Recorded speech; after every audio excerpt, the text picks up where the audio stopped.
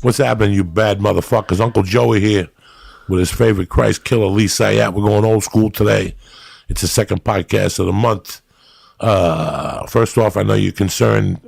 The fires are close by, bro. This shit started Tuesday night when I was driving back from San Diego, I think. Whatever night I was driving back from San Diego, Monday. Yeah. My Subaru's a tough fucking car. And when I got the Irvine on the 5, which you guys, I'm talking to you, saying like Joey, like, yeah, I know what the fuck Irvine and the 5 is. My point is the wind was fucking so strong that night. It was so fucking strong. So when I was coming home that night, about 11:30, maybe 11, I called Lee. I saw fire trucks already.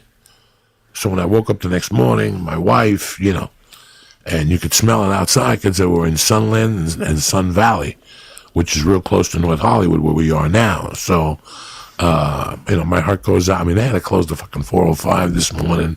I mean, it's a mess here, guys. Thank God I didn't have to travel over the hill or anything. I mean, everybody who's got meetings today, I know for a fact they're fucking canceling shit because it was even hard getting here today.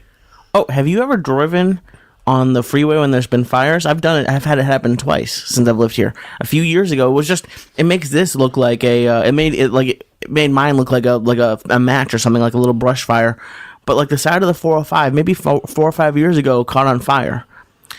And there was heat. Like I was driving south, so it was on the opposite side of the freeway, and I could feel the heat through my window.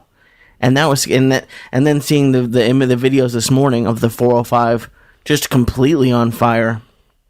I can't imagine. And then a few months ago in Burbank off the 210, which was closed yesterday, the 210 had it too. Like just little, it was towards the end of it, but it was still like little spots of fire.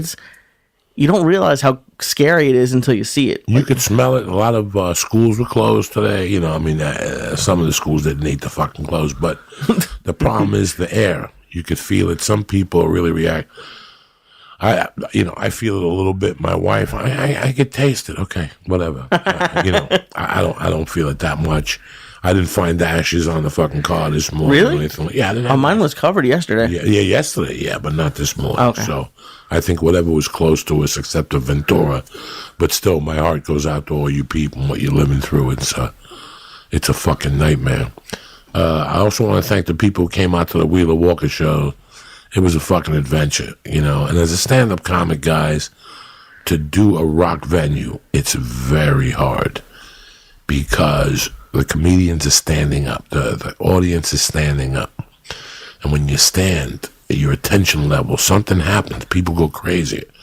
Ari likes to do those rooms.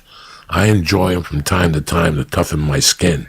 I just run through. You have to, every 3 minutes, where's Lee? Where's Lee? Well, obviously he's in my asshole. Like I brought him in the fucking backpack, and they, it's like they don't stop. Like, where's Lee? Where's Lee? Like, I don't know. He's playing the fucking bongo somewhere. Do you see him anywhere around here? No. So don't worry about it and let it go. But no, you have to fucking fight your way through that. It's not like being at a comedy club where security comes over and says the next word you say, you get thrown out. So you wouldn't even... No, it's hand-to-hand combat comedy. That's called hand-to-hand combat comedy. That's where you go when you want to get really good. You do 20 of those deals as an opening act for a band. And that's how you just learn to fucking get the toughest skin in the world. Although, when a lot of comedians have come on the show, we discuss triple runs. The reason why what makes a triple run so hard are they're not standard comedy rooms. Yes, some of them have a monthly comedy show. So you train people from small towns to come there. But some of them are like in sports bars, okay? So you go to like Marty's 8-Ball Sports Bar in Montana. They're there to watch fucking sports. So all of a sudden a comedian goes on stage. That's called hand-to-hand combat comedy. They got their back to you. They're watching Oklahoma against They have their back to you? Yeah, like they don't. So that is one of the early stages of comedy. That's what toughens you up. When you go home after a night of doing comedy in a situation like that, you don't think about the laughs you got. You think about the people who had their backs turned to you. And then you say to yourself, you're not going to go back there. But this is what builds your mind as a comic. you start going back there to get little goals. Like when I started at a place called The Broker. I started at the Comedy Works in Denver. But where I really developed my comedy mind, I got to hand it to them, was at The Broker. Because there wasn't no going to the stage, Joey Diaz. There was none of that shit. Like, I just walked up there cold, and it was steak night. So it was $15.95 or $14.95 for a baked potato, a steak, a salad, and an iced tea or something like that, and a dessert. And then you got a free comedy ticket. So these are people that just went to get a steak from The Broker. The Broker was known for good steaks. Tuesday night was slow. And they just handed them a comedy ticket with their dinner? Yeah, they just handed you the comedy show was in the steak room. So if you wanted to eat the steak, you had to listen to the bullshit of the comedians. Was the owner like a big comedy fan or something? No, the owner was a guy with a wig at the time. That was a sweetheart of a guy. He owned 4 of them. And they were all very unique restaurants because the first thing they did was bring you a shrimp bowl. I told you about this place already. And they had the Woman's Bank, where you had dinner basically in little rooms where you took your money, where you took your safety deposit boxes to look at what was in the box. That they turned them into little kitchens, into little tables. So and they had a curtain, ladies and gentlemen, so you could actually go in those places and have sex while you were eating. They would bring you shrimp, and you could go down on your wife. It was crazy. Was that allowed, or did that just kind of happen? Listen, you give the waiter a 20, tell them that don't come back for 20 minutes. Oh, my God. And tell them not to let the little Mexican kid come back there either. You're going to be under the table eating your wife. I don't fucking know, Lee. But anything is possible. But my point was that they just did it. Tribble approached them, and they said, yeah, let's do comedy.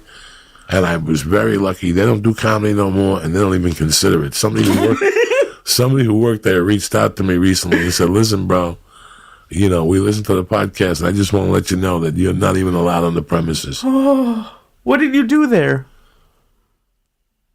It ended good, but not like... It doesn't sound like it. It was just, dog, it was my teeth cutting. It was a job I had from December of 91. 6 months into comedy, I got this job. And it lasted me till January of 93 until I got fired. Wow, that's 2 years. That's crazy. So it was basically, it's like a year and a month or something like that. Because it was 91. I had just gotten separate. Yeah, 91 was when I started. So it was December of 91. December of 92 is a year. And I think January of 93, got it. I got fired before the week of the Super Bowl. Because I pushed the manager into the bookshelves. As you walk in there's all the library books. What? That's funny because I was thinking about, you ever hear that song, No, You're Never Gonna Get It? No, You're Never Gonna Get It? Not this, it's by a duet, a quartet from the fucking 90s. When I started there at this place, they were having, you look at your life and you think of the opportunities and how they pop up.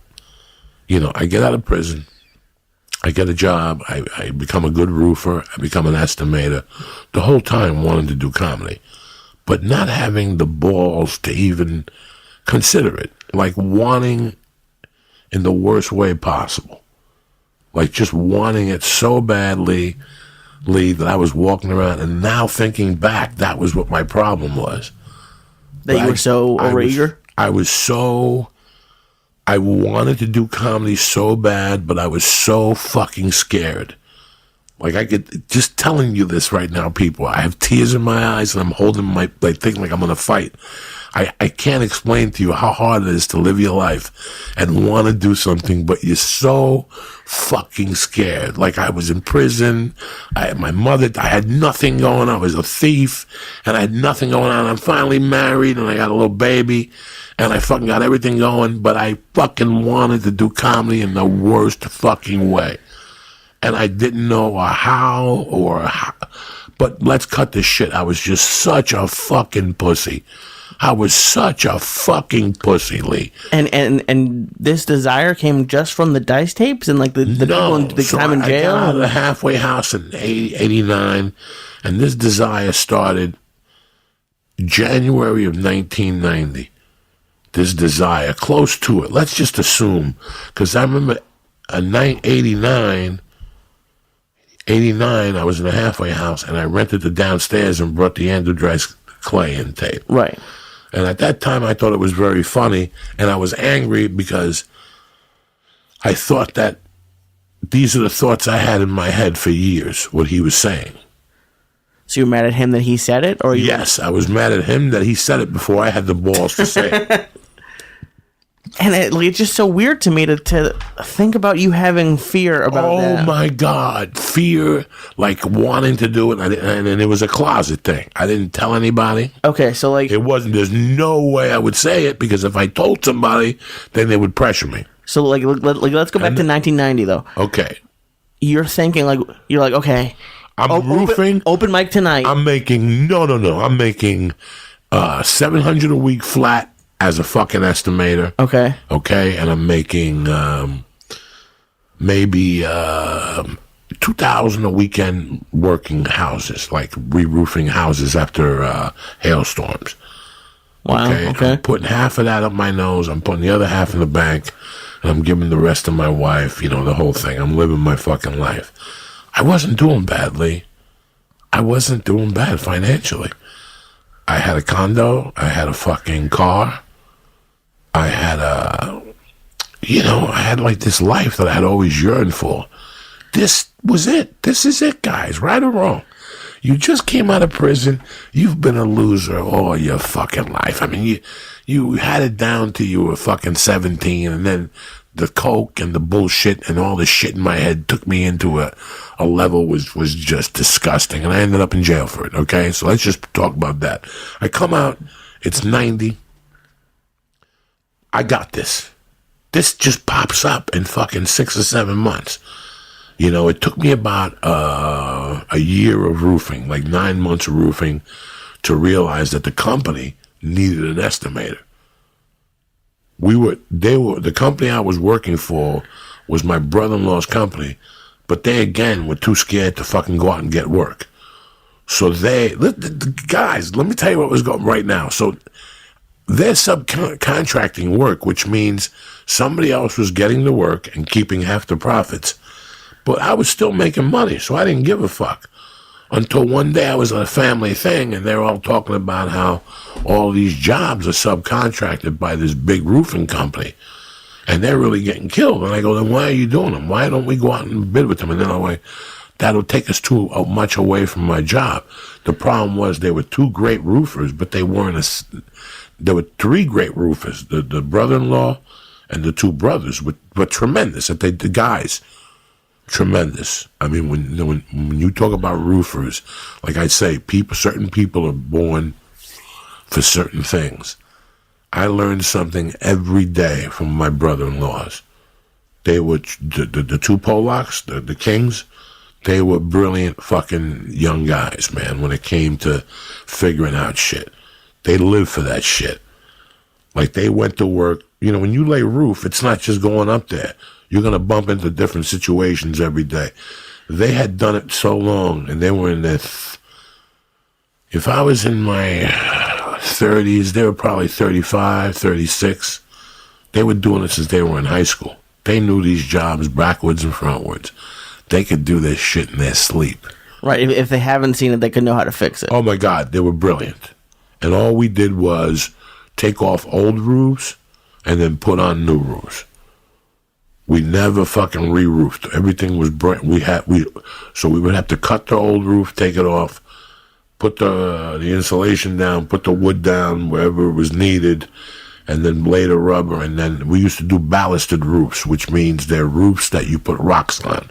You ever go to a roof and they have rocks on the roof? That means that it's a ballasted roof, that it's rubber, but it's held down by these rocks. So the rubber can't, and then you seal the sides with glue, and you put a kind of like a metal molding. I forget what it's called now. It's been 20 years, I'm sorry. And that's what that's called. We specialized in rubber re-roofs. We did hot roofs once in a while, but my brother-in-law thought it was very dangerous. You ever go into a place and you see 2 fucking people downstairs with masks on, and they're pumping hot tar to a roof?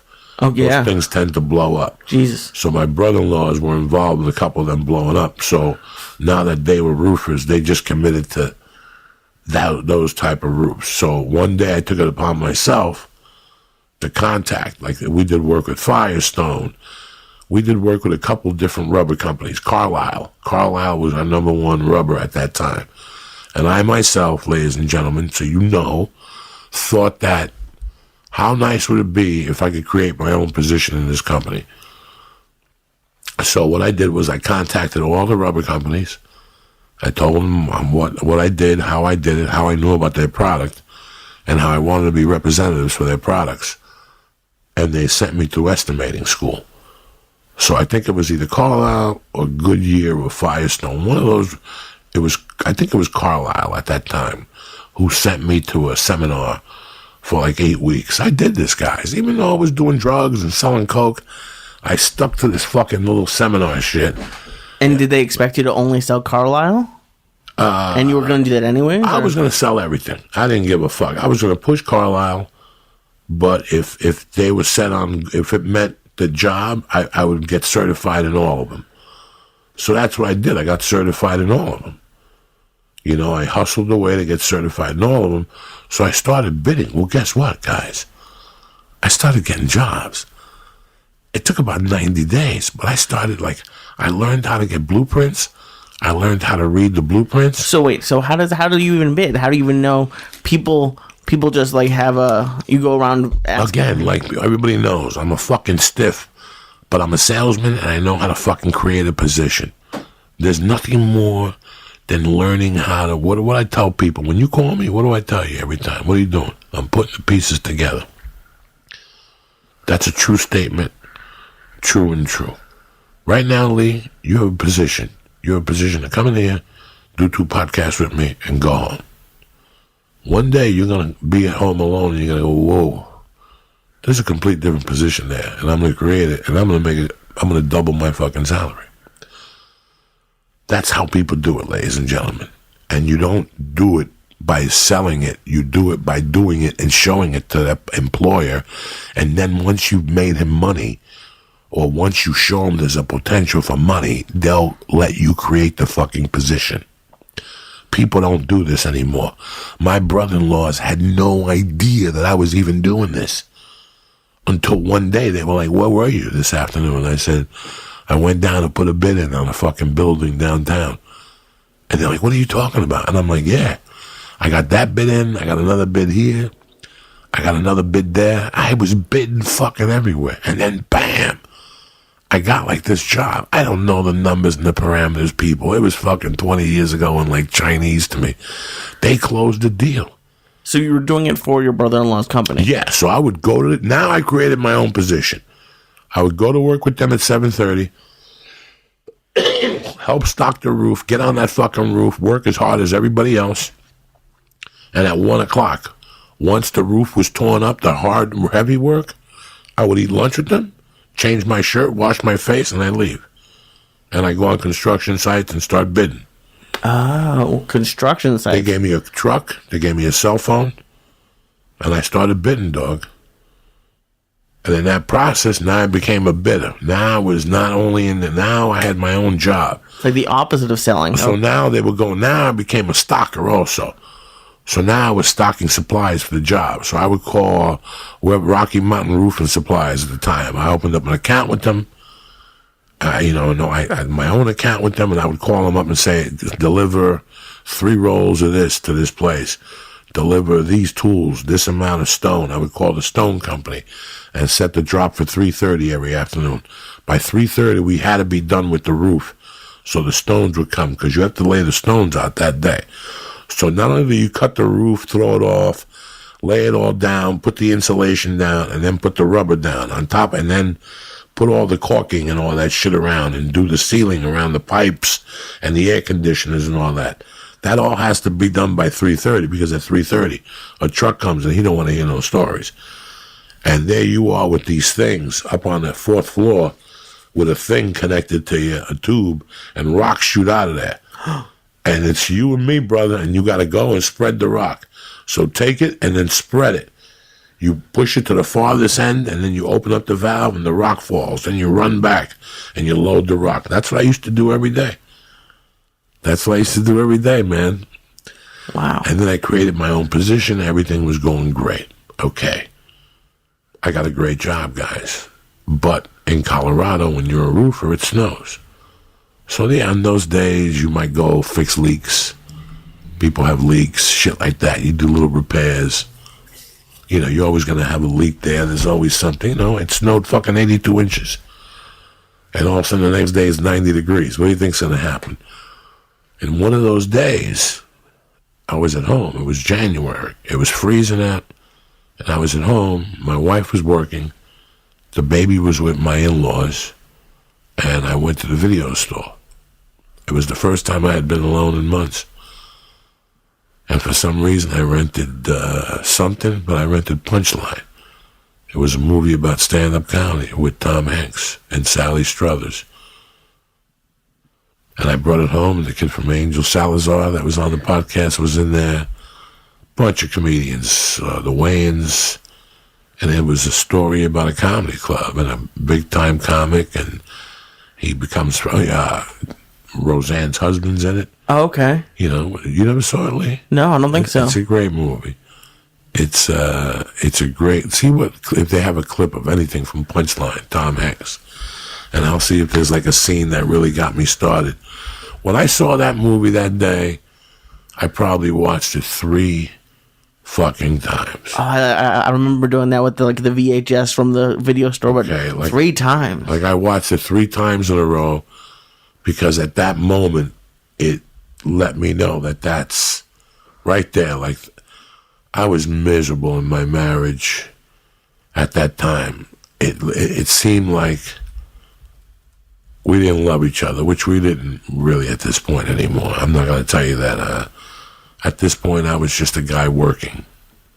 You know, I was just fucking working. And I had a little office in the back. And I would sneak my little cocaine from time to time. But, you know, beside that, scroll down. Let's see what... Because there's a couple things that he says in there that were pretty... that got me. But anyway, it don't fucking matter. So I watched that movie, and right away I wanted to fucking... It just clicked with you? Right away I wanted to do stand-up. And something happened... that they got a job in New Jersey. Your company? My company. So at that time, the company was based out of New Jersey, but we were living in Boulder. They were doing a job in Denver, and that's how I got on. It was an 18-month job. But the 18 months was now over. I got them a few jobs, but now that was over. Okay. So they came to me one day and they go, listen, if you want to, you could come to the East Coast with us and roof. We got a couple jobs back there. It might be 3-4 days a week because we have to keep our guys employed. Or you could stay here and keep bidding jobs, and we'll come back. You schedule them, and we bid them. By this time, I already had my little roofing company going, where I just did residential homes. And you were good enough just to do it with you and a friend? Me and a friend, to do residential homes on the weekends. Got it. So I had burned out a little bit. We were doing them every weekend. We did about 20 weekends in a row. Wow. And then we took like 3 weeks off, and we did another 10, and then, because he roofed all week. Right. So you know, he roofed on a big scale also all week. So the crazy thing was that, sorry about that, people. I had a little fucking allergy to the smoke is killing people. So here I am. So I go, you know what?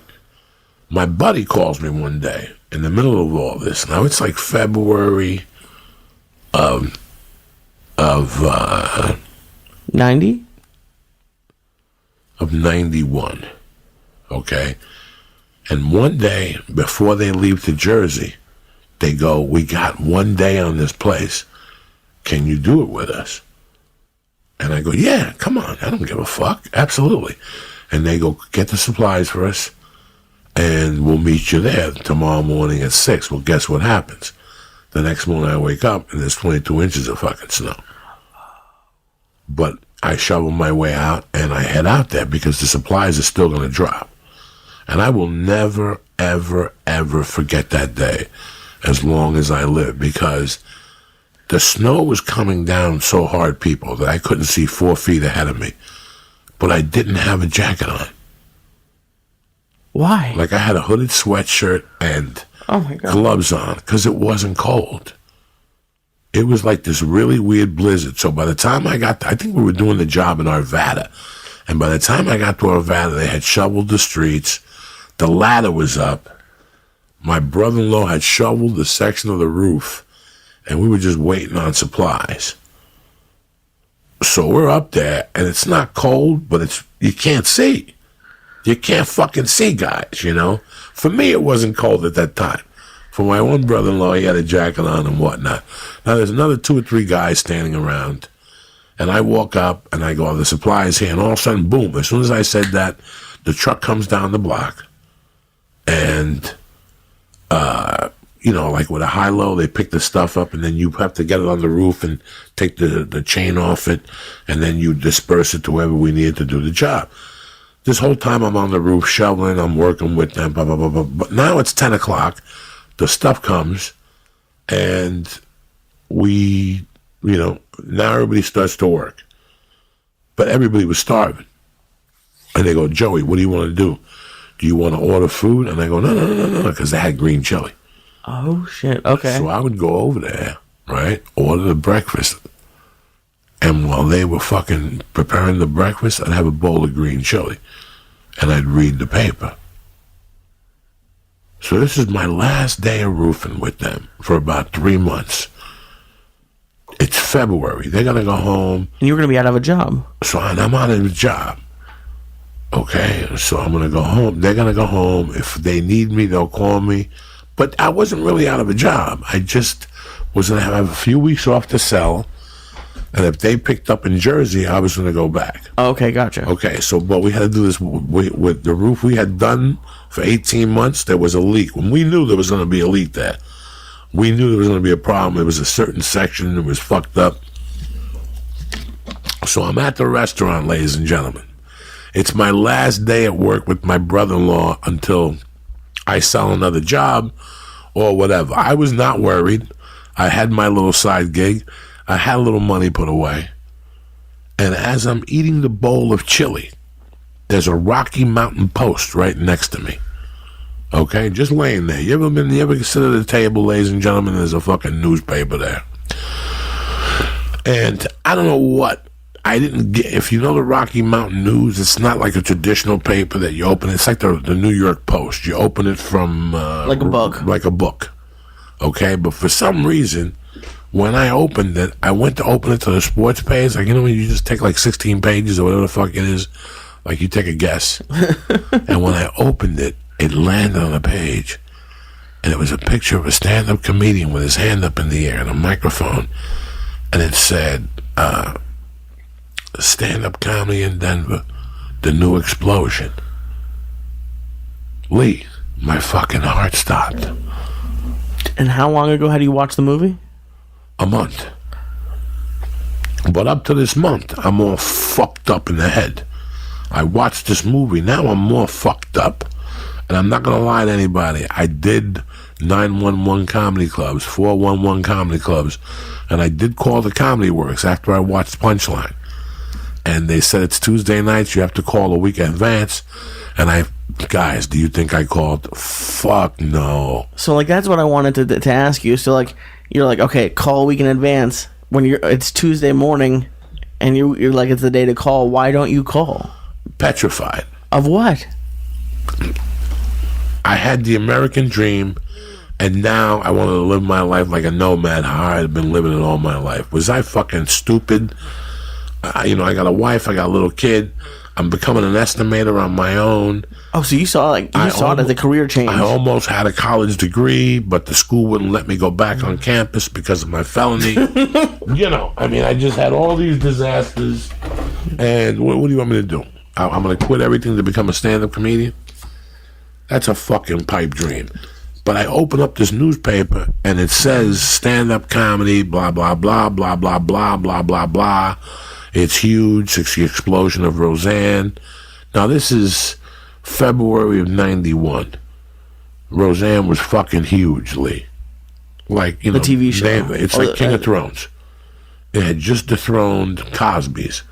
Cosby's had been number one on whatever night on fucking for 8 years in a row. Nobody beat him. Jesus could come on playing the drums for the Beatles, and they still couldn't beat out the fucking Cosby Show. And Roseanne beat him. So Roseanne was the shit now. So all the article was about Roseanne and how she became a comic in Denver, and all what's going on in Denver now, the explosion of comedians in Denver, the open mic scene. And then they have a thing that says how to become a comedian. And they had all these things that you could do, but they had one right there in Boulder. And it was starting in about a week and a half. And again, I pussied out for the first 3 or 4 days. And then it was $35. And I buy cocaine 5 days a week for $50, $100. I can't go spend $35. And I went and I spent the $35 fucking dollars. And so, like, you were already thinking, I want to be a stand-up comedian full-time? Not at all, Lee. Not at all, Lee. Please don't embarrass me, make me cry. Not at all. I thought I was a fucking loser on a lucky streak. That's it. Who the fuck was I to be a stand-up comedian? I just wanted to do it. It was eating me alive how bad I wanted to do it, but who the fuck am I, Lee? What the fuck have I done? What are my chances? I'm lucky I'm walking around. I got people looking for me because I owe them $1,300 in Jersey still, and I'm going to be a stand-up comedian. Who the fuck am I kidding? I went to prison. So what was so exciting about it? Like the crowd cheering, like, or laughing? Like what drew you to it in the movie? When I watched the movie or when I read the article? Like, what about the movie or like seeing that made you want to do it? The movie seemed like the book I read in prison about Lenny Bruce. It seemed like these guys that drop out of society in a way. You know, they all had day jobs, but at night they hung around this comedy club. And I know what this feeling is like, you know, and it's like, if you know what comedy clubs are like, Tuesday, Wednesday, and Thursday are the off nights. And then Fridays and Saturdays, the guys are Chris D'Elia, Joe Rogan, myself, we come in on Fridays and Saturdays. So Tuesday, Wednesdays, and Thursdays belongs to the local comedians. And that's a bond, you know, when Josh Wolf comes on the podcast and you guys hear us going back, that's a bond of 22 years of him knowing my inner demons and me knowing his inner demons. We were there. We were there in that same dingy fucking basement 3 nights a week, week in and week out for 2 years. You know who has money, you know who's eating your french fries, you know who's doing drugs, you know who's stealing jokes, and you need that. That's where the character comes from. But at this point, I didn't know these things. I just knew I wanted to be a part of something. Like, I thought I wanted to be a criminal. That I didn't want to be living out of. Jail is not the place to be. If anybody's been in jail, please explain to Lee. It's. Oh, I don't need to. I don't need for you to think it's not cool. It's nothing. Don't listen to that shit. Your freedom, somebody telling you what to do and what time to do it, nothing's worth your freedom. So I knew the criminality, if I would do something criminal, it would be something that would send me to jail, that I always had a chance of getting out of. But never again was there going to be a machine gun involved. Never again was there going to be a 2-ounce drug buy. Nothing. I was going to live under the radar. You want to buy an 8-ball? I got to know you a long time. You want to buy a quarter-ounce? Something like that shit for me to make money. I had to really, see, that still seems dangerous to me, but... And I know when you're making a buy for a cop. I already, you know what I'm saying? Like, I already know these things. So I didn't tell anybody, guys. I lied to everybody, including my wife. And I would tell them that I was doing something on Sunday. I forgot what I told them. Because at that time, I was still involved with the Boulder County, like the county system. Like, I still had to go to meetings once a month as a felon, and fucking they talked to me about job opportunities and career shit or whatever. And I didn't say nothing to nobody. The class was at 1 o'clock on Sundays for 3 weeks in a row. I didn't tell a fucking soul, people. Not my dearest friends in Jersey. I told nobody. And I went every Sunday, and I went to the back of the class, and there was probably 13 people. And I kept my mouth fucking shut. I didn't say 2 words. And I think like the second week, we started talking about ideas, and he asked me, and I told him what I thought, because he gave his homework. And then the third week, the homework assignment was actually to go on stage. That was it. There was no fucking around. Would you perform in class? Out here in L.A., they milk you to death, ladies and gentlemen. They put you through the 12-week course, and then you perform at the Improv for $400 in front of Hollywood agents. Listen, there's nobody in the audience, okay? And the percentage rate of those people that stick with that class are like 3%. So my class was basically a couple of like chefs, real estate people who worked in offices, and it's crazy. I'm telling you the story. You know, it's just, I walked in there, and none of the people in there appeared like they were stand-up comics. Like none of them made the cut from my visual eye. What it took, I thought everybody had to be like Richard Pryor, and these people were just all too fucking plain. But that... Did you think you looked like a stand-up comic? Not at all. No. I thought, guys, by week two, I thought that maybe this was a great experience. Like next week, I'm going to get to go up, and that's going to be great, and I'll never do it again. So you thought you were going to scratch that itch and get it That's out it. with? Okay. That was good enough for me, guys. At that point, I was so insecure about my opportunities and possibilities that was it. That was it. I'm about. This is like going to a psychiatrist, because this is terrible. I thought that this is it. I will go to one more class. 3 minutes. He wanted a minute. He wanted us to do a minute. Like Kill Tony time, yeah. Like just Kill 1 Tony minute. time, 1 minute. And man, guys, that week was a fucking horror show. I'm taking myself back right now. Like it was just a horror show. Because I couldn't tell anybody. Nobody. You think they'd laugh at you, or what did you think? I didn't think anything. It's like one of your friends coming up to you and telling you they have HIV. Like, that's what it felt like to me. Like, Joey, what? You did what? Are you fucking stupid? You're not a stand-up comic. But, so I did the third fucking thing. The third class? The third class. I did my minute, and then he consults with you after class. And I made myself like number 8. And what you did was you stood outside the classroom, and you went in. Like they announced you coming to the stage? No. Okay. Oh, no. You sat there in front of the class, and you drew from a hat the first time. And I can't tell you what number I was. I don't know. I know that when I went to get my review, so after the class, he closed up. It was a 3-hour class, and we all stood in the hallway while he went back in, and then you went in, and he'd tell you your review. What you should do, what he thought you should do.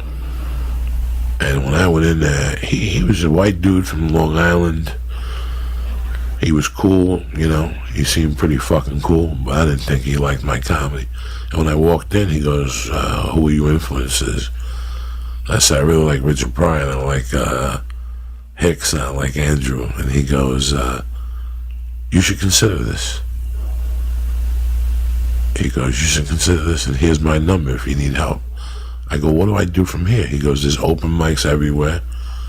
Just start going to open mics. When I walked out of there, are you fucking kidding me? I'm not listening to this fucking clown. You're crazy. So you weren't excited? You were like almost... I was excited. Come on. Fuck yeah. Those are the words exactly that I wanted to fucking hear. Right. Those are the exact words I wanted to fucking hear. But then you immediately went to... I went home. I went home and I looked in the mirror and I'm like, who the fuck am I kidding? So I had no fucking gig. So I open up a fucking paper one day and I see new comedy club opening in Westminster, Colorado, looking for doormen, security, bartenders, blah, blah, blah, all this shit. So I fucking got in the car. I didn't say nothing to nobody, and I ran up there. And I applied, and I put Jeff Harms' name, the teacher's name, as a reference. And the guy called me that night. His name is Clooney. And he goes, can you work Thursday, Friday, Saturday this week in the door? And I go, yeah. And I went, and I worked the door, and they liked me, and I talked, and I did that, and I didn't say nothing to nobody, but I got a day job selling Toyotas. My buddy talked me back into selling fucking Toyotas. And I went back to selling Toyotas, and what I thought what this place was completely different than what I had ever any other car place I had ever been at. Better or worse? It checked you. When you sell cars, there's a lot of dealerships that don't check you. This place checks you. You're like saying, Joey, what's a check? Well, there's some places you come in at 8 o'clock, you get a cup of coffee, you bullshit with Lee for a little while, you tell them how bad the day is, and then you go outside and wait for fucking customers all day, and you do whatever the fuck you can. This place, you had to go in there, and right away you had to get a notepad and write 3 of your goals down. Remember, we had Jim Handy call up here. Absolutely. And you have to write your goals down for the day, for the week, and for the month, and then write how you're going to attain those goals. So before you could even touch a fucking phone or talk to a customer, they would buy the book. That's why everybody went in there at 8:15, because you had to write your goals. You didn't want to miss a sales call at 8:30. Oh, okay. So it forced them to... It forced you. And if you didn't like it, you got fired. It was that fucking simple. Now, again, I had told Jim when I got the job that I had to do something awkward. Like, I didn't tell him that I was bartending, that I was a doorman at a comedy club. That was even too weird. You wanted to say something... I didn't want to say nobody. The only person that knew at that time was my wife. And she was like, "You doing what?" And I'm like, "I've always liked comedy, and this is what I don't know, maybe I want to do this." And she fucking looked at me like, "What?" I got an 18-month-old kid, a 16-month-old kid, and you want to try comedy? Like, she didn't even have to say it, Lee. Do you know what I'm saying? Like, she didn't have to say it. But it didn't matter because I was making money. It's not like I was blowing money. I don't know. I was going to make $100 a week and more. And be gone for... 2 nights. Right. Then they offered me 5 nights a week. They said, "Can you work the door Wednesday, Thursday, Friday, Saturday?" And I said, "Sure." Then they came back to me a week later and they go, "The DJ quit. Can we train you in the DJ booth and give you like a $2 raise?" So I had myself this fucking, we're running the club. 25-hour a week job at night and selling cars in the daytime, writing goals. And one day I finally told Jim, I go, "Jim, I'm fucking, at a bartending. I'm a DJ at a comedy club." And he goes, "You're doing what?" I go, "I'm DJing at a comedy club." He goes, "You shouldn't be DJing. You should be on stage." And I was like, "What are you talking about?" He goes, "Bro, I've been watching you. This whole fucking thing." He gives me this whole spiel. So that was great and dandy. And this is after the class. This is after the class. And then a month later, I sell a car, and I go in there early one morning to make sure the car is ready for the customer. He's picking it up at 10. So I get there at 8:30, and I give the lot clerks $20 a piece to vacuum it, fix it up with gas, make it look nice for the customer so when they get there, it's not a piece of shit. And one of the kids was Jim Handy's son. Gotcha. So when I walked back there, he goes, "It's funny you came back here. We were talking about you on the drive here." And I go, "Well, what I do? Is your dad mad about that I kept him here till 10? He goes, "No." He said that he's sick and tired of this life. That if he had any balls, he'd fucking quit his job and take you on the road as a comedian. You could start your comedy career. And I couldn't believe it. I could not believe it. And again, Lee, this is April. And I'm like, okay, I'm going to call the Comedy Works. And I called the Comedy Works, and guess what I did that day? They called me that Tuesday morning. "Joey, yeah, you're up at 8:45 Monday night." And I waited till that morning, and I canceled. Then I canceled, and I kept canceling and canceling. What were you nervous about? What the fuck do you think I was nervous about, Lee? I don't know. It just you're so confident in all these other ways. It's hard for me to even picture. I was scared of the truth. I was scared of the truth. I knew that if I failed at this, I really had no fucking options. Even though you had two successful careers, car sales and roofing? I wasn't successful. I was working like a fucking savage. I wasn't successful at all. Who the fuck are you kidding? I was a hustler, and I was lucky. I knew how to sell drugs, so from that I translated into, but I was just spinning my wheels. I was just spinning my wheels like everybody else does in that life, and not even knowing it. And I loved car sales, and I loved roofing, and I was good at estimating, but I just wanted to try. It was like what you were meant to do, you thought. So now I started watching videotapes. I just kept watching fucking videotapes at night. When I'd get home and nobody was awake, I'd watch the best of BET. No, I'm sorry, the best of Def Comedy Jam. And I fell in love with Joe Torre's comedy. And then I started watching Rodney Dangerfield's Young Comedian special. And I fell in love with Bill Hicks. And I fell in love with Andrew Dice Clay. I had not seen them, and I would hide these guys. I would hide these fucking things. Like I didn't want nobody to know. I would treat them like you would treat porn if you had a wife and you didn't want your wife to know. Like that's how secretive. Like listening to them very low and like why are you? Yeah, at night, late night, with the thing on, ready to fucking go to cable TV if she even came down the stairs. Fuck. Like it was just horrible. And I was, asking the comedians questions every week when they would come in. How is this life? What do you think? You really have a family and do this? Some guys had day jobs and were still doing it. It was just very obscure, and I still refused to get on fucking stage. I still get fucking canceling. And then people were telling me, ask Dick Cooley to do a guest spot. And I didn't have the ball. Here I was working here, and they're telling me, ask the guy to do a guest spot. And I did not have the balls to ask the guy, Lee. Fear will ruin your fucking life if you let it. Because we know it's going to get you to the next place. That's when you're scared the most. When you fucking know that this is going to save your life. That's when we get the worst set of fucking fear. That's when you know that you're fucking... When you know something's good for you, it's more that we get scared. Like, listen, it's a great class. It's free, but it's at 8 in, but it'll change your life 3 times a week. You will refuse to fucking go because of fear. Because you might like it, and now you're faced with the reality of it. Like, that was my fear. Like, I had fear of failure, and now let me tell you something. If I wouldn't have gone on stage, I would have been in prison right now.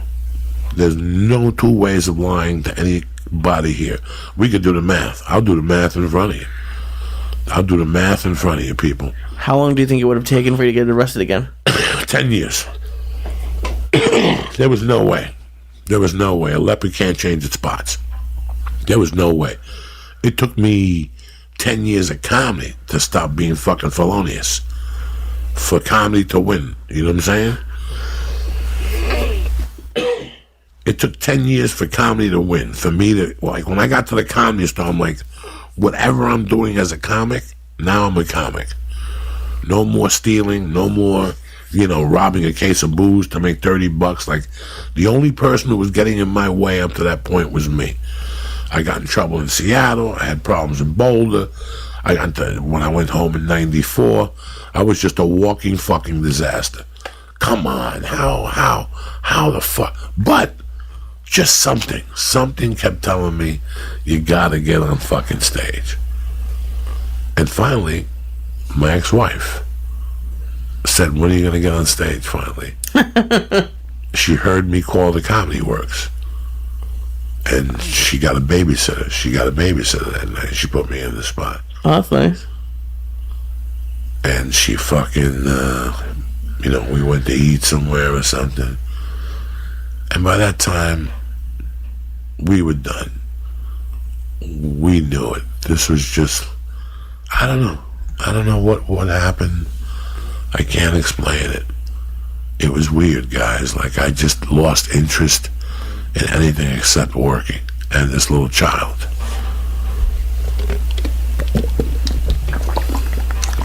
We drove to Denver, and I got on stage, and Matt Woods was there. And people came up to me and told me I did great, that I had great stage presence. And I just knew, Lee. I just knew. Now I was more heartbroken. Because you knew you had to make a change or something? Because I knew that I had done it. That's it. I jumped over the hardest fence. I could do this again. And sure enough, I got a gig 2 nights later. Up in Greeley, Colorado. For like a paid stand-up gig? I think he gave me $10 for gas. That's cool. $5 for gas or something like that. Which came back to haunt me. 6 months later. How? I'm going to tell you how. Let me do it. No, I'm going to tell you how. I got this $5 from... this was another angel I got to write in my book. This guy came into my life as an angel. He was there that night at the Comedy Works. And he gave me the show at Greeley 2 nights later. And he booked a room in Greeley called the Down Under, which they still do comedy at today. Excuse me. And he would book me as much as he could at that Down Under for $50 a pop. And I would go there and just bomb, like, and then he would pay my rent, basically. I would call him up, but we're getting way ahead of ourselves. So, okay, sorry. So he gave me either $5 or $10 for the gig. Okay? Right. And then after that, this is July of 91.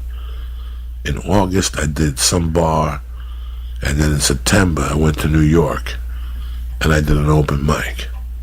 And then in October, I came back, and me and my wife separated. And that's when I saw that the broker was doing a comedy contest. So I went down there and won that chapter of the comedy contest.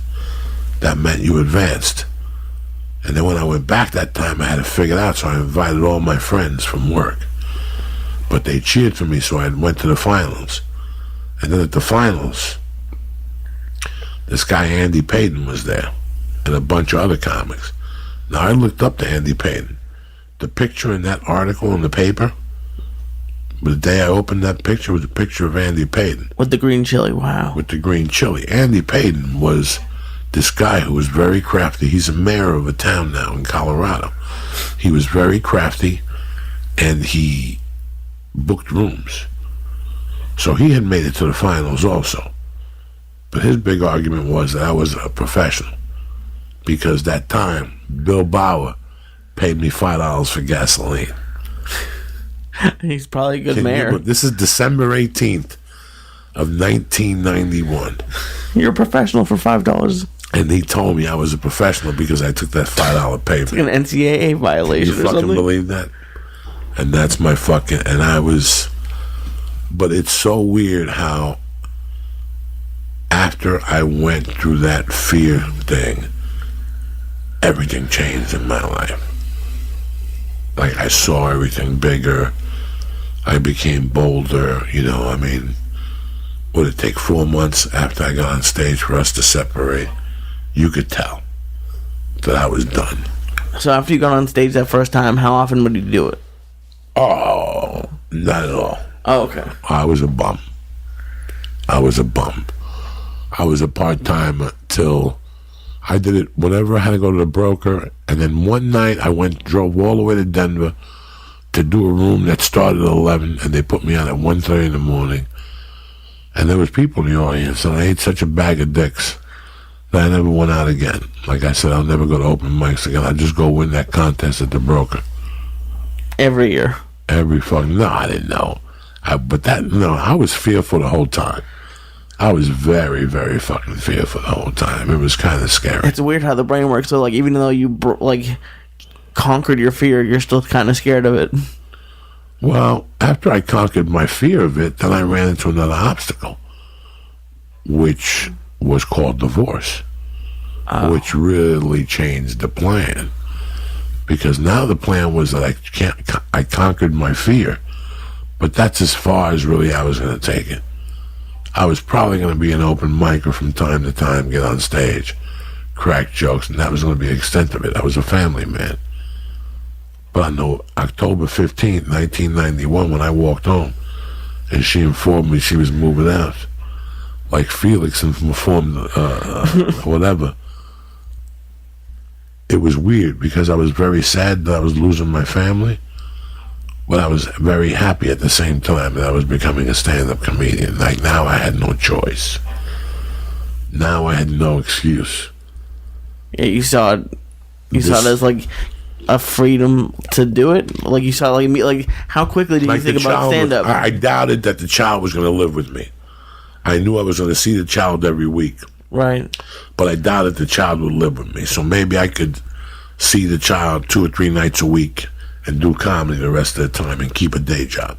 That was going to be the extent of it, Lee. That was the personal thought. But how quickly did you think about stand-up? Right there. Oh, that's as great. she left, right there. When I looked at that apartment, there was nothing left. And, right there, I was like, so now I don't have a fucking excuse. And all of a sudden now there's a contest at the Broker.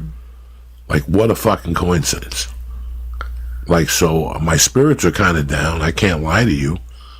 But at the same time, comedy was like, okay. So that kind of picked me up. And I still remember this like it was yesterday. I bought an Acura Integra. I went out and bought a bunch of music. I didn't buy furniture. I had a stand. I had a TV. And I had a bed with no fucking post. Like, it was just 2 mattresses on the floor. I didn't even have... They took my desk, because it was her father's desk. They took my silverware. If you listen to Testicle Testaments, remember I tell her she took my mustard. That's fucked up. She took everything. I had my credit cards, and I had a little bit of fucking savings, and I had credit. And that was it. And that still... It wasn't... I was doing comedy. I became one of those guys that was doing comedy. I was getting drunk. I was getting fucked up. But every week I became tighter and tighter with the waitresses at the Bro. See, after I won the contest, December 18th, I won the contest, and I waited. There were so many people I had there that night. Like, I must have had over 100 people that I knew from Boulder that night. From, like, work and your friends? Work, friends, people from the halfway house, people from Abo's Pizza, these hippies I knew. It was crazy. It was crazy. I probably had really 75. I'm exaggerating. Old car salesmen from different places where I worked. Everybody was snorting coke. Everybody was drinking. It was great. And I won $500 or $1,000. Oh, shit. So I called the guy a week later, and I said, listen, bro, let's be honest. You got that fucking magician in there now. What the fuck is he doing for you? And he goes, what do you mean? I go, why don't you fire him and make me the house MC? He goes, well, all I can pay you is $50 a week. Done. That's $200 a month every Tuesday, and I get to do comedy. How long did you think about asking him to do that? 2 days after I won the contest. But was it like a spur of the moment thing? Or did he? No, I had gone there every week to watch comedy now. And as a fucking... It didn't take a genius that this fucking magician was... Listen, like I said, it was $14.95. Who the fuck knows? To get a steak and to watch the comedy show. Okay? The ages ranged in there. This guy was old. Boulder's a college town. This guy was 50. And he was, to top it off, he was a really, really, really bad magician. Like that added insult to injury. Not even good. And it got to the point when the guy was doing 20 minutes, they would start talking and heckling him and throwing shit, and the wait staff had to fucking interfere a couple times. It was those type of situations. Jesus Christ. So then it kept happening. So I just called the guy out of the blue. This is what you need to do, man. I didn't call the magician, and I didn't go behind the magician's back. The magician was having a fucking hard time there every Tuesday because he was the host of the regular show. So now what it was every Tuesday 2 comics went up, and then Tribble would send 2 other comics up. So it was like a whole show, like an hour-and-a-half show or a 2-hour show. But every time this magician went up, people would get up and run and leave. Was that bad? No, fucking god-awful. Because he had to be, you know, when you're young, you don't know how old somebody is. But now that you know about reflexes, the guy had to be 55, 60, maybe 70. The birds wouldn't come back. The cards wouldn't disappear. He would give you, he was one of those guys that would say, take a card. And they go, it's the ace of spades. And it was really a red heart, an 8. Oh, my God. You know, he was just old. So people were starting to laugh at him and giggle at him. And management knew. I knew they were getting complaints. Once I won the contest, I waited 2 days. Boom, and I made my call. And I said, listen, whatever your name is, I've known you for a long time. I love the magician, but if you sit back there, it's painful on fucking Tuesdays. Since I won the contest, and I'm a local boy and I know people, let me come in there every Tuesday and host. And he goes, let me think about it and I'll call you back. And 2 days later, bam, I got the hosting job at the broker. And I was off and fucking running. Do you ever run into that magician again? No, he died. No, they still kept him. They kept him. You know what? They did a lot of different activities. So they used him on Wednesdays. The place had a social night where professionals from around the town would come and mingle, and black guys would fuck white chicks and they would give you free shrimp and shit. Then Thursday was ladies' night, right? And then Friday and Saturday was just the hotel customers, so they didn't need them. Well, on Sunday, the truth of the matter is, when I lived in that region, guys, the truth of the matter is, now I don't go to these things no more because I really got spoiled when I lived in Denver. Lee loves them. What do you call those things that you go to and have all the type of foods? Oh, buffets. Okay, these 2 places to me were Fogo de Chao before Fogo de Chao came. The place that you see in The Shining, the hotel in The Shining. The place where they worked? The place, yes, that Okay. they closed down. Right. That was the best Sunday buffet in the state of Colorado at one point. Oh, wow. People would fly in there. What did they have? They just had everything that you fucking wanted. I forget. Eggs Benedict. Everything, all that shit, but meat and cut and chefs and people cooking. It was fucking brilliant. It was, whatever the cost was at that time, it was well worth it. And the second best one was the broker, where I did comedy at. And one Sunday a month was seafood. So every gavone was down there. It was still $30 for all you could eat. So they kept the riffraff out, you know what I'm saying? You're not there eating those fucking Vegas shrimps and that type of shit with the nerves still in it and the fucking blood and guts. You're eating nice, clean shrimp. Bro, but they would have a salmon that was cooked like old Jew style, like nice. New York style. And you would just go up to it and pick little slices from it. All I would do is drink 30 glasses of freshly squeezed orange juice. It was the best freshly squeezed orange juice you ever tasted in your fucking life. Nice. The waiter would just leave the thing, like here's $20, leave the fucking thing and keep filling it up. Don't take the vitamin C away from me. I've been snorting blow for 3 fucking weeks, and you want to take away the container. How was the bacon? Everything, Lee. I mean, I don't think I went really. In those days, they had so much selection. And to this day, do you want me to tell you what the best thing on the menu was? Yes. The Rice Krispie treats. I love Rice Krispies. I would kill a motherfucker for a Rice Krispie treat in there on a Sunday. Sometimes I would go in there and before I'd eat the regular food, I'd eat like 22 fucking Rice Krispie treats and shit. You eat the whole tray. Oh my God. Let me do some shout outs real quick. First off, Bob Lingus, thank you for the box. I love you with all my heart. I gave you a call this morning and I saw that you called and I'll call you back. My man Fat Jesus, my brother from a different mother, always got my back. Mr. Jeffrey Collins, my man Matt Homie, Adam Osmark, BJJ Today, Natash Disick, you're a savage, Gordon Tara, whatever your fucking Xavier, you know what your name is, and my man Frankie motherfucking Parada. The dates are, I got no motherfucking dates. I do Sacramento, guys. I come home. I relax with my family for the holidays. We'll still be doing podcasts. But like I said, I'm going to get the fucking ear surgery. I can't get the fucking date yet because of the hospital, but I should be getting it this week. But I'm here with you motherfuckers till the end. You know what I'm saying? There's no big deal. Guys, I'm in at 6, the doctor said, and I'll be in the car by 10:30. Oh, your favorite. Yeah. The one thing, it's just like the other thing. They got to leave something in there. So I mean, for 4 days, I'm going to have like a little fucking antenna coming out of my ear. And I don't need nobody bothering me. Trust me. If you know me, you know I goof on myself. I'll do a periscope with you motherfuckers. And hopefully we can get pot smoke to come out of the tube. And then we'll fucking break the fucking internet. But that's a complete different situation. I've been getting a lot of different...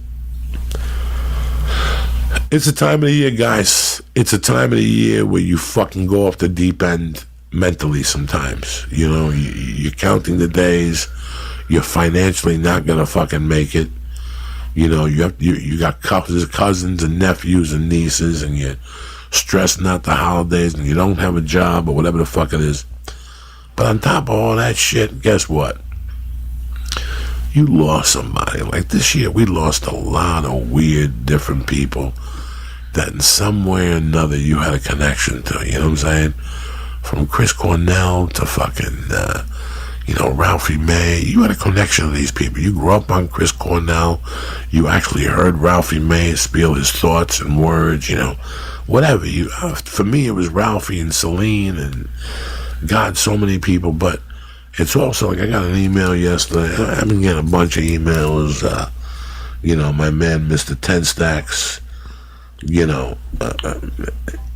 People, Bob Lingus lost a father this year, This is the time of the year, bro, where you go into the holidays thinking, it's my first holiday without my people, my back. And it's a fucking horrible thought because you know that on that holiday you're going to break down. This is your first holiday without this individual. Trust me, I went through it. I wouldn't talk to you, Mr. Ten Stacks, his mom is going through something and he wanted to know what he should do, and it's been lately, the last 2 or 3 weeks, it's been an array of emails of either deaths, ODs, and your family members, and the holidays are coming, and this is it. This is the deep waters of life. The first holiday without your peeps. You have no idea, because first off, you think it's going to be so bad, but then you get there and you try to uphold the tradition or whatever the fuck you did, and no matter what you try to do, there's that elephant in the room. Some people don't even want to get up on that day. I remember the first Christmas without my mom. I didn't want to get up on that day. There was no way I wanted to wake up that day. That's terrible. That's just terrible. And we all think that way. We have that thinking. The other night I got to tell you guys, you guys learned from me and I learned from you. I've been tormenting Lee now for I don't know how many fucking years. And you know what, guys? Lee has picked up a weird thing in the last 6 years. And it's not his confidence. It's not that he's got a girlfriend. It's not that he eats more edibles. It's not that, we don't like Lee because he whines. I had the pleasure of going to watch Lee on stage last week, ladies and gentlemen. And you know, I don't blow smoke up your motherfucking ass. It just wasn't great comedy. It was sensational comedy. It was so sensational that it was offensive to me. And that's when I realized how sensational his comedy was. Lee Syatt had the cadence, and I'm not making fun of him, and I'm not making no joke here. I gotta tell you something, that night you had a weird cadence of Bob Kelly, Louis C.K.,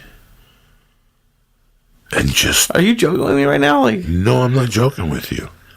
Guys, we went to this place called The Fourth Wall. This fucking knucklehead's been going there for the last 3 weeks on his own. You pay $5, you go up for 5 minutes. You know, I say to Lee every night, Lee, you gotta do something with your time. I didn't even know he was so serious about it. So this knucklehead, 2 or 3 times a week, he goes down there and pays $5 next to a sushi place and a bartending school. And there's 8 or 9 people, and you go up on stage for 5 minutes. So last week, listen, I was home for 3 nights. In my house, there's a slight lull. But there's not enough time to do something. But there is enough time to do 5 minutes, especially when it's around the corner from your house. So I said, Lee, do me a favor, pick me up, and let's go down to the Fourth Wall. It's next to the 7-Eleven. I'm going to have to go there later on. Me and Lee torment that fucking. We've been going there for years. You just knocked on the window when we walked by.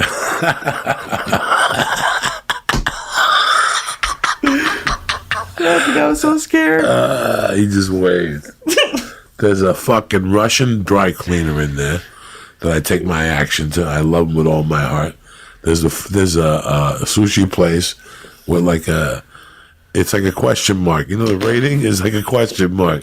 It's like you're on your own. You know what I'm saying? And then there's a bartending school, and there's this place, and you look at it and you're like, I'm not doing comedy there. Let me tell you something, guys. This is where comedy begins.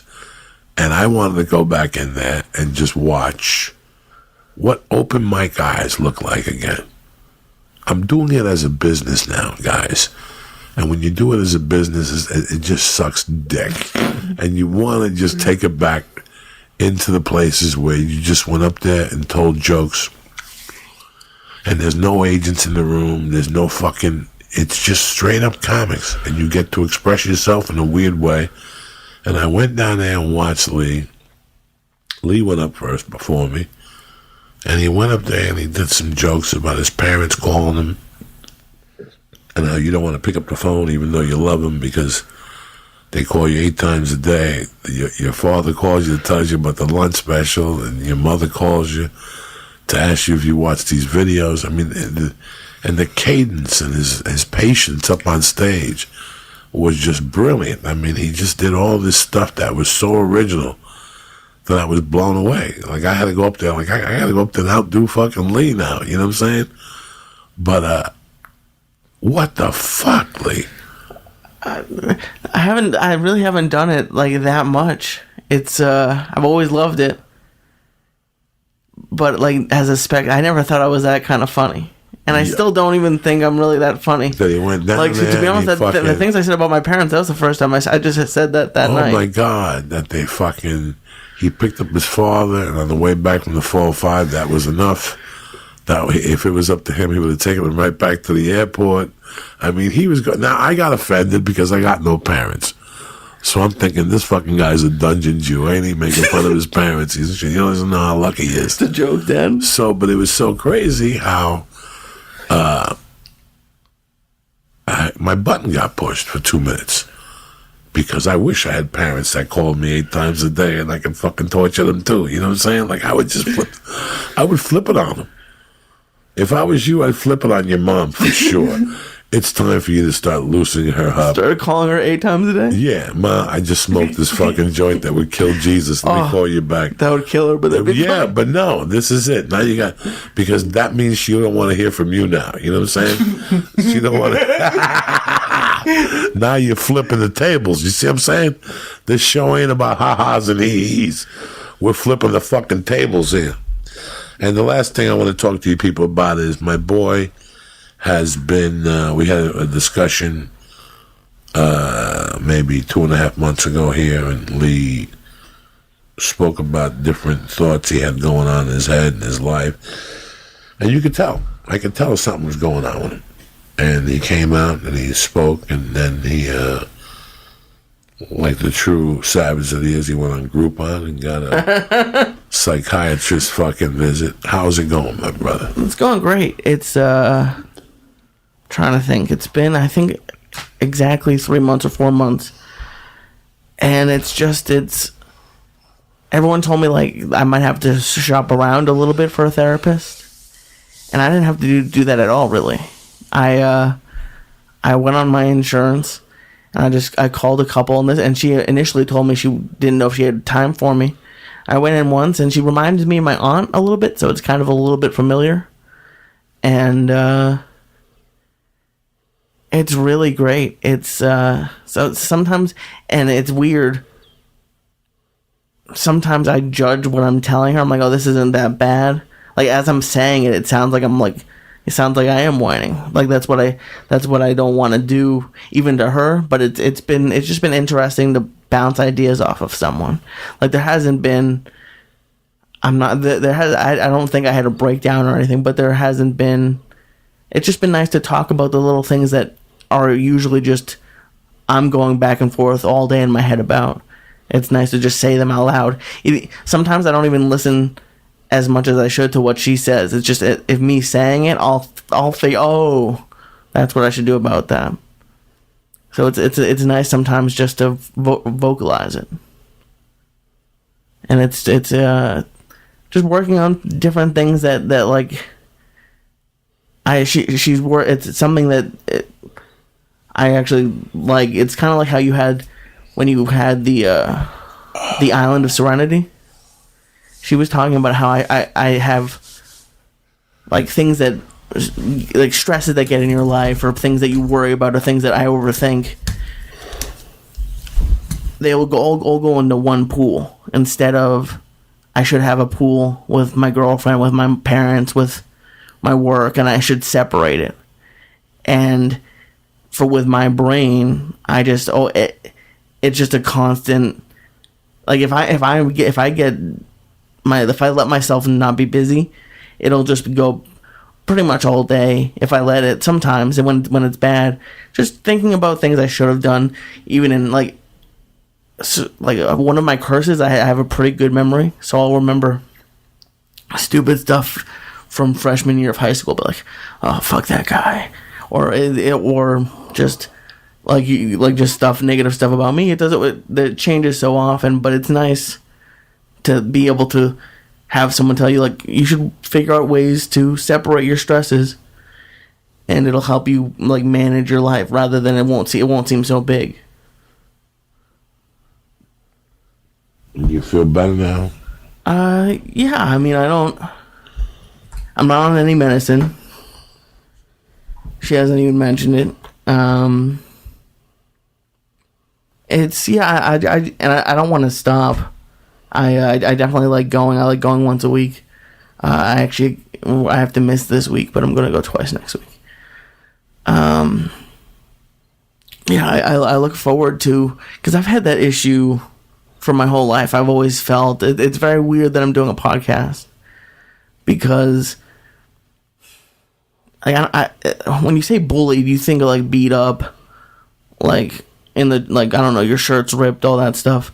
And that stuff happened a little bit, but not. I was just more like in a weird, nerdy. I was always fat. Let me ask you a question. Yeah. Because I had the same issue. Were you bullied physically, or were you bullying yourself mentally? Did you think they didn't like you? Or did you think that they looked at you differently, or that... There was a little bit of physical, but not really. Like 2 or 3 times for my whole school, like kindergarten to, so it wasn't that bad. And what I was thinking about, it wasn't like, and it was a mix of me probably thinking they didn't like me, but it was also like, and who knows, there could be people listening to this right now that I grew up with that could say I'm crazy, but I never felt like I really belonged, or like I don't know, like occasionally I would go to like when your parents schedule play dates, there's that, but once it gets to middle school and kids start scheduling their own shit stuff, it kind of slow. Like I would never, the way you didn't want to do comedy, I didn't want to call someone up to hang out. Like I don't know, it still freaks me out. And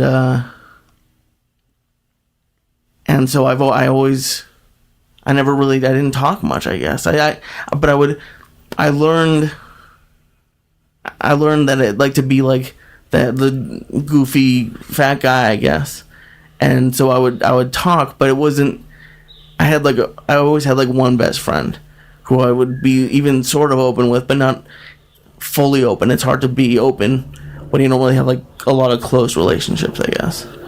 You know, a friend of mine called that I grew up with, and he said, I finally listened to your podcast. He goes, in fact, I listened to like 10 of them. He goes, I know why you like that fucking kid.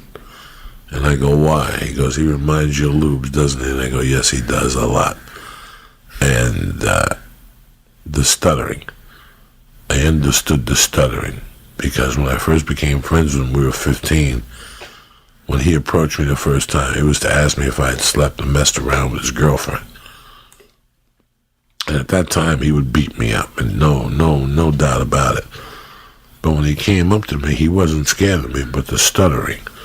So I knew because he stuttered, I could lie to him and go, no, why the fuck would I? And it's so weird how when people stutter, I goofed on Lubes all those years, you know, everybody did, the stutterer, and, you know, when we went to the movie theater that time, and Robert Plant was singing the song remains the same, like Lebrano, you know, all that shit. But I knew that I liked you because, not that you had an insecurity, you wanted to say something, but you really didn't. You know, that's how Luz always seemed, unless I got him fired up. But that didn't mean nothing. I loved who his heart was. Till today, I talk to Luz, you know, once a fucking week. He calls me on Sunday nights or something. And is Lubes different with you than he is with, like, other people? He still talks to me. He doesn't talk to anybody anymore. He hides. He doesn't want to see anybody. He don't know nothing. He got a job as a high lift operator, and the company promoted him to a truck driver, and he's happy as fuck. His father passed away. His mother got put like an old folks home, and she's reliving life again. She's loving life again, and he has to move out of his house. He's got about a year to move out of his house, so he's just living there by himself. But what are you going to do? You know what I'm saying? It's great. I'm happy that you went to the doctor and you're getting something out of it. I thought you were going to go for 3 weeks and then not go back because you'd be intimidated. That's the first step. That's the first step to getting to the next level. It's nice because there's really, like, I don't know her from anybody.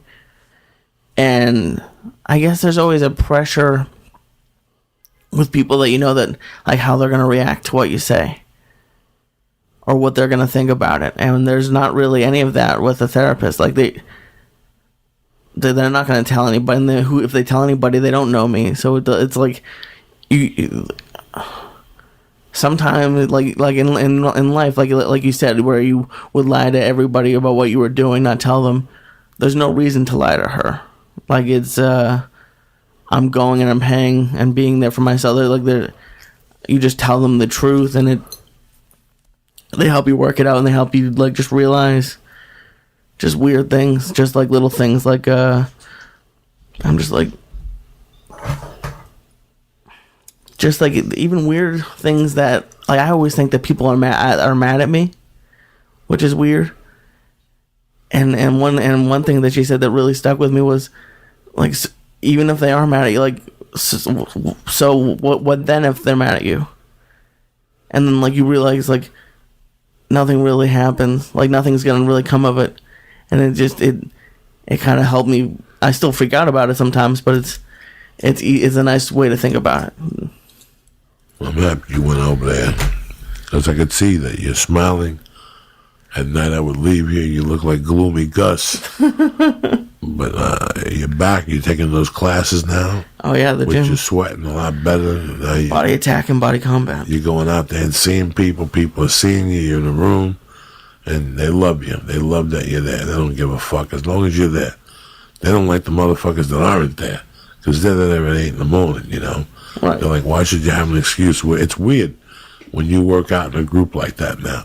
And first, wait till you become friends with 3 other people. And they'll come up and you go, no. Go to 11:30 one with the other guy.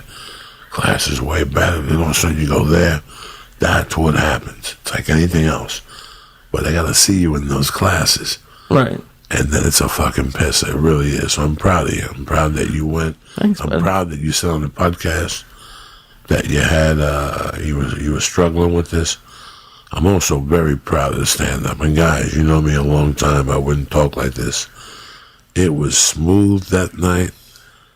The shit about your dad was money. The shit about your mom was money, you know. And then we only had 5 minutes, and you were happy. You had time. You did it. It takes a lot of balls to look. I just told you tonight how hard of a time I had. And 27 years, here we are later with all that fear. It's still fucking there before every show. I thought there was going to be a fire last night, and they were going to cancel last night. And I was like, oh my God. But, you know, it's like I never want to get on stage, but I really fucking do, you know.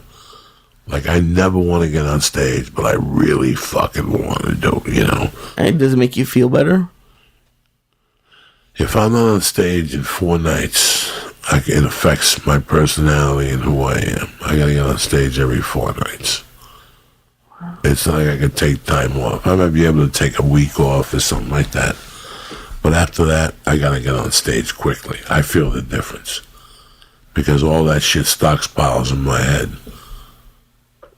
All the stuff you want to say? Yeah. Like now I got the notebook. You know me, dog. I'm at the place. I sit there for a little while. I write. I order breakfast. I eat it. I make a few calls. And once the food is gone, I write again for another 45 minutes. And I get the fuck out. I got my system. Right. So I've been scared to go to any other open mics. That's the only one I go to. That's all you need to. For right now. That's it. That's your little own personal commitment. That's what people will fuck up when they start going outside the realm. You're there. Do it for another 3 more weeks. Do it till the end of December. Then January 1st, hawk another one on Tuesday night, where there's a bar and you have to go, and you may go up before 1 in the morning, but you got to get there at 9 and buy 2 drinks. Okay, then you got to do those. Those are always a pleasure to do. You know, that's the kind of shit that, you know, or either you got to show up with 10 people, which you get 10 people anywhere. They'll come support you anywhere. As weird as it sounds, like the thing that stopped me from doing it for so long is like I wanted to go somewhere. I like going there because no one knows who I am. No, it's perfect. Nobody needs to know who you are. Right. Stand up. Not that I'm anybody, but I don't want them to just laugh because it's the funny podcast. how, you know, people think they have to act. I'm very proud that I'm just a stand. I started like a stand-up, and I stuck with it like a fucking savage. I'm very proud, especially after I told you that story today. I thought, you know, that you knew how much I was. It took so long for me to get the courage to get up on that fucking stage. It's ridiculous, man. Ridiculous. And you know what? I'm lucky. And I told Felicia on the drive home to Santa Ana last night from the final little show with my man Wheeler Walker, which that was the toughest room. Really? Santa Ana was tough on me. Orange County, they were a little on the weird side. But I'm like, who the fuck are they? They fucking Wheeler Walker's filthier than me for 45 minutes playing music. So. And like I said, I stayed the first night. He was fucking, you know, I listened to 2. Oh, I was with you. Yeah. I listened to nothing. We heard 1 fucking jam. And we walked out of there. And then I watched some footage on YouTube. He was great. And Tuesday night I hung around for a little while. And Wednesday I watched the beginning. The opening act was great also. It was an experience, man. And I'm happy I got the opportunity to do 3 nights with him. It's a little different, but it was like not a huge commitment. Like just shake it up a little bit. you have to have a lot of energy. They're standing up. So once you give them that gap, I didn't really pound them down last night. It's like Alvarez on Saturday night, how he went to the body. Right. That's what you have to do in those rooms. You're going for body shots. You got to go for 12 minutes of body shots for them just to respect you. So you're not going to like the huge laughs? Huh? Not for huge laughs? Or It's a music venue. They're standing the fuck up, Lee. So they had last night they were tipping up. Every night they had beer cans. I mean, these people were fucking savages. You know what I'm saying? It was interesting watching that show after doing like a few weeks of open mics. Just like the difference in the rooms. Like they were like you said, they were yelling and it was like the little room I'm in is the tiny room. I feel very safe. I couldn't imagine doing something like that. Well, that's where people are wrong. This is like the beginning of jiu-jitsu. Why are you sparring every day with a black belt if you're a white belt? Right.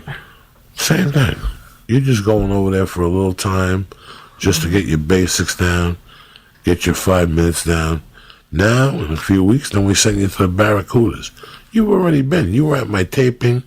You've been on stage thousands of times. So that's like going backwards for you, but it's good that you did it. Because now you're getting out of the way. Right. You can't go backwards now. Now you've done open mics, and you've opened up for me at the Ice House. You've opened up for me when I shot the special. Yeah, that was crazy. Yeah, so it's amazing that when I first met you and we started the podcast, you said you did not want to speak on the podcast. I did, yeah. I still, even now, it would scare me, I think. And now, 5.5 years later, here we go. I'm doing open mics. Well, I'm fucking proud So of you. I did get mad at myself. I was like, I should started the open mics 4 years ago. I don't think I would have been as good. I think I needed to... First off, you watch a lot of specials. Oh, yeah. Which I could tell when you were up there, you got influence from different people, all of them good. I put my finger on Louis C.K. and the other guy, yeah. 'Cause I don't really watch that much Louis, but okay. So it was really interesting to see.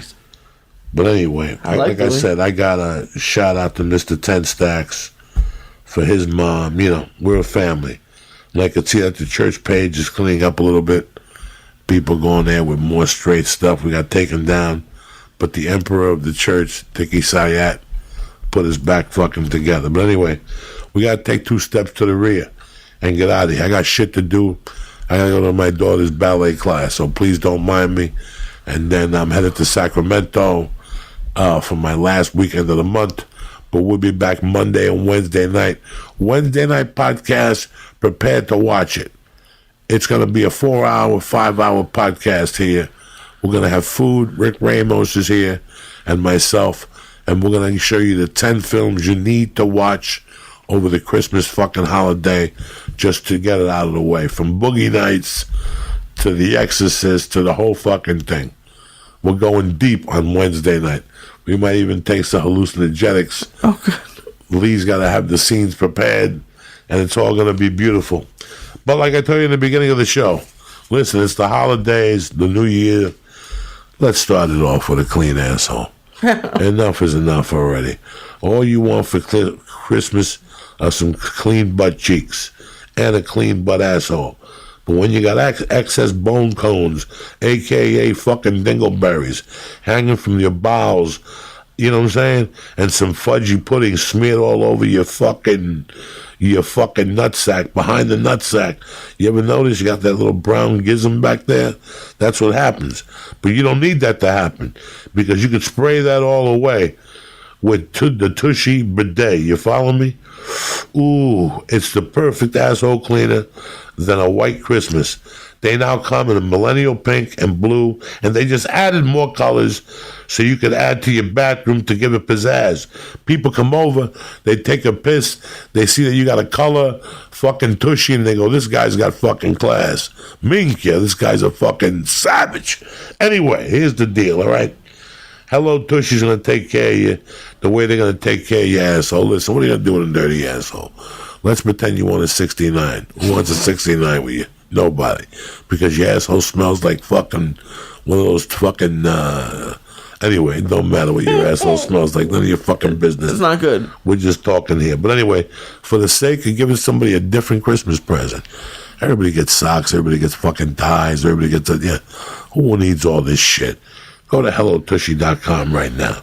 Like I said, they got two fancy colors, and they start at $69. Santa can afford that.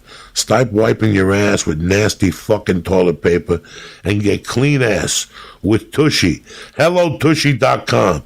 And use the code CHURCH for 10% off your order. Listen, your muffler's going to be tip-top magoo. Take that from your Uncle Joey. Number 2, like I said to you, you got to be up on your fucking supplements. And that's where Honor comes in. The Alpha Brain, come on.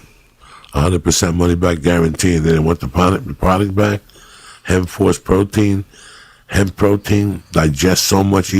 Come on, cut it out. Stop fucking kidding yourself. It's a new year. You got new beginnings. Let's go.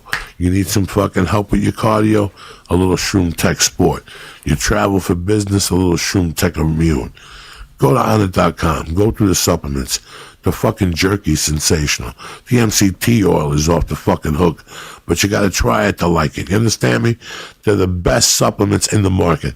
Go to Honor.com right now and press in. Church. And get 10% off your order and stop fucking around. And don't forget, you go to joeydiaz.net before you go to Amazon. Before you go on Amazon, go to joeydiaz.net and click on the Amazon banner. So we get Lee a nice little Christmas present this year, all right? We could send him away to fucking Long Beach. Excuse me, somewhere nicer than Long Beach for New Year's, all right? You know we got to take care of Lee on this side. If not, he's going to switch governments and start doing a podcast in Russia and take all of Trump's information, whatever the fuck it is. Well, listen, hopefully I'll see you motherfuckers in Sacramento. If not, I'll see you around town. I love you, cocksuckers. Have a great weekend. Thank you for listening. Stay black. Uncle Joey and Lee Syatt. We love you.